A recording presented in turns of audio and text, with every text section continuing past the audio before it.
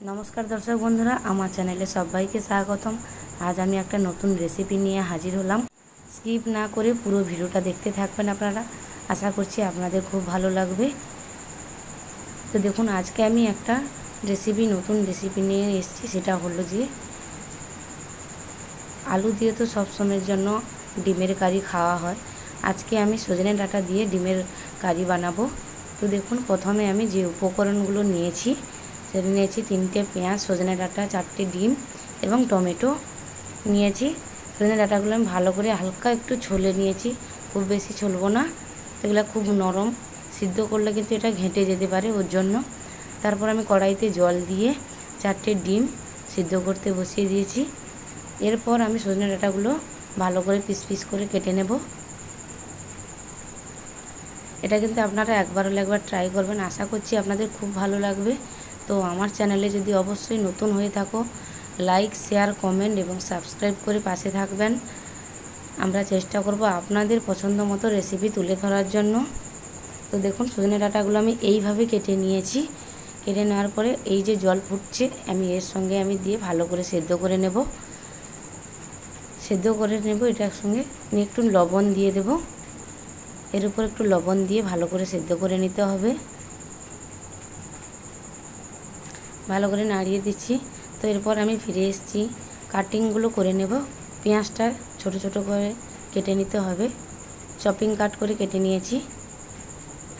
এইভাবে কেটে নিতে হবে পেঁয়াজ। এই রেসিপিটা আপনারা আলু না দিয়ে বানাবেন, অবশ্যই দেখবেন ভালো লাগবে। আলু দিয়ে তো সবসময় আমরা ডিমের ঝোল খেয়েই থাকি, তো এই আইটেমটা কিন্তু অবশ্যই ভালো লাগবে।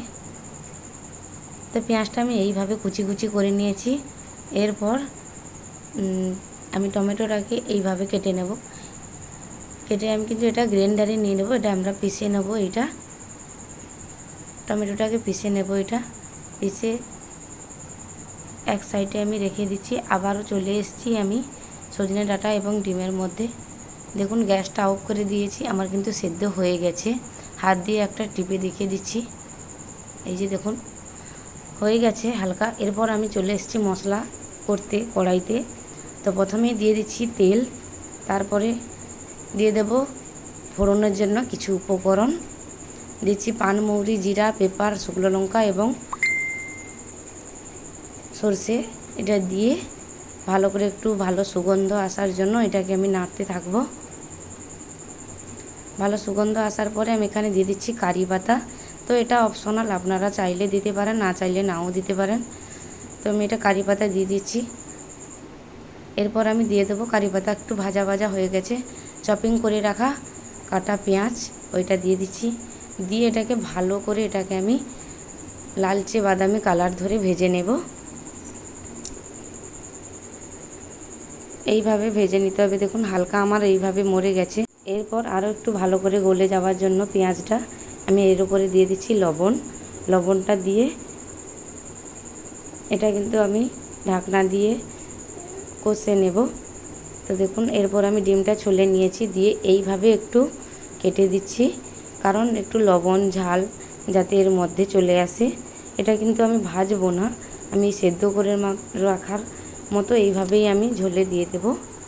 তো এইভাবে আমি কাটিংটা করে নিয়েছি। দেখুন ঢাকনা দিয়ে দিয়েছিলাম, ঢাকনা দিয়ে আমি এটাকে খুলে নিচ্ছি। দেখুন আমার পেঁয়াজটা কিন্তু অনেকটা আমার লালচে বাদামি কালার হয়ে এসছে।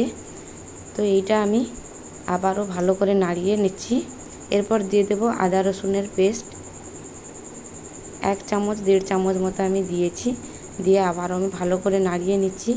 এরপর দিয়ে দেবো কিছু গুঁড়ো মশলা, দিয়ে দিচ্ছি লঙ্কা পাউডার, গরম মশলা পাউডার, হলুদ পাউডার, ধনে পাউডার দিয়ে দিচ্ছি। দিয়ে আমি এটাকে ভালো করে আবারও একটু কষিয়ে নেওয়ার পরে অল্প একটু আমি জল অ্যাড করব, যাতে গুঁড়ো মশলাটা দিয়েছি যাতে পুড়িয়ে না যায়, ওর জন্য আমি দিয়ে দিলাম। দিয়ে ভালো করে এবারে কষতে থাকব। দেখুন এইভাবে আমার মশলাটা কষা হয়ে গেছে। তো আমি আবারও 5 থেকে 7টা রসুন কোয়া আমি দিয়ে দিয়েছি। এটা কিন্তু মুখে পড়লে ঝোলে কিন্তু খেতে হেভি দুর্দান্ত লাগে। তো এরপর আমি টমেটো পিউরিটা দিয়ে আবারও ঢাকনা দিয়ে ভালো করে কষিয়ে নেব। দেখুন আমার তেল ছেড়ে গেছে। এইভাবে মশলাটাকে কষাতে হবে। এর ওপর আমি সজনে ডাঁটাকে আবার মিক্স করে দিচ্ছি মশলার মধ্যে দিয়ে, হালকা আমি 2 মিনিটের জন্য কষিয়ে তারপরে জল দিয়ে দিলাম। জল দিয়ে তারপর আমি ঢাকনা দিয়ে এটাকে আমি বয়েল করে নেব আবারও একটু। দেখুন আমার ঝোলটা কিন্তু ভালোভাবে ফুটে গেছে। তো এর উপরে আমি ওই 4টে ডিম দিয়ে দিলাম, কেটে রেখেছিলাম ওই ডিমটা দিয়ে।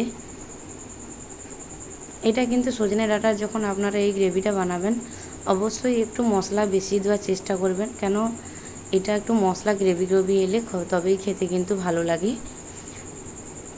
দেখুন উপর দিয়ে আমি ধনেপাতা দিয়ে দিলাম। ধনেপাতা দিয়ে গ্যাসটাকে আমি অফ করে দিয়েছি। অফ করে দিয়ে খানিকক্ষণ ফুটিয়ে নেওয়ার পরে আমি অফ করে দিয়ে এটা স্ট্যান্ডিং টাইমের জন্য আমি ঢাকনা দিয়ে দেব।